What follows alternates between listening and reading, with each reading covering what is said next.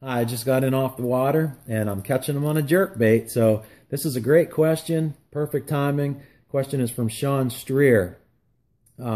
He asks, what are your ideal conditions for a jerkbait and what setup would you use? Like I said, perfect timing. I'm going to hit the second part of that question first, which is what setup do I use? A lot of the 13 fishing combos I use for a lot of different things. A lot of crossover there. For a jerkbait, I use one. This is the only one that I throw. It's the only time when I throw a shorter rod, anything under 7 foot. This is a 6-7 medium. This happens to be an Omen, but I like Omens and the Envy. Envy has a same model, 6-7 medium. It's got a little more tip, a faster tip, and a little bit more backbone. The Omen is more moderate. So with the normal size jerkbaits, I'm throwing this rod. With the deeper ones, like this X-Wrap, or the bigger ones, like this Storm Twitch Stick, or some of the Husky jerks, I'll use the Envy. For the normal ones, I'll use the Omen, like I said. Love this rod and reel. I want a 6-7 because I want to be able to jerk that rod straight up and down, without the rod tip hitting the water all the time. So 6-7 is perfect for me. If you're taller, maybe a 7-foot would be better, or a 6-foot, but a medium action is the key.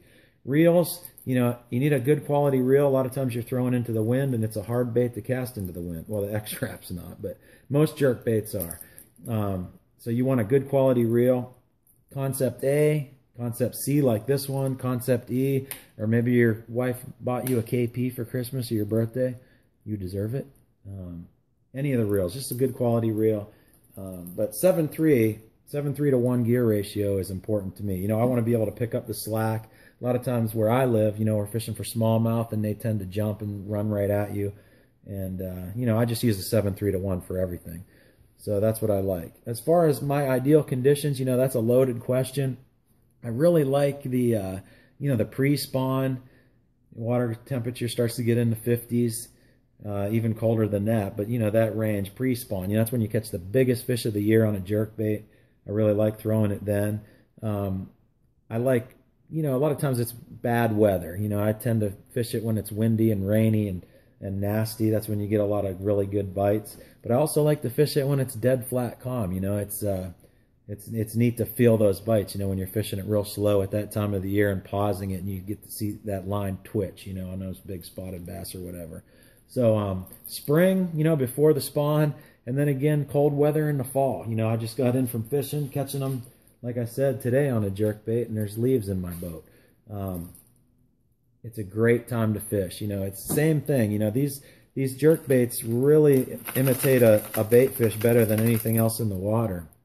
And, it's all about matching the hatch. So in the spring, when their days are getting longer and the sun's out, those fish tend to come up to the surface. The bait fish and the bass aren't far behind them. And then again in the fall, like right now, the shad are coming up. We got emerald shiners here that are also getting shallow. And bait fish are moving into the backs of the creeks, and you just can't beat a jerkbait in those 2 times of the year. The only other time I would say, that I throw it is maybe, in the middle of summer. A lot of people aren't thinking about it. In a high pressure situation or a tournament, where it's tough, where I can get one more bite and pull out a jerkbait when no one else is throwing one. And a lot of times that works. It's over the years, it's won me a lot of money. So those are some tricks that I do with the jerkbait and my setup. And I hope this answers your question. Congratulations.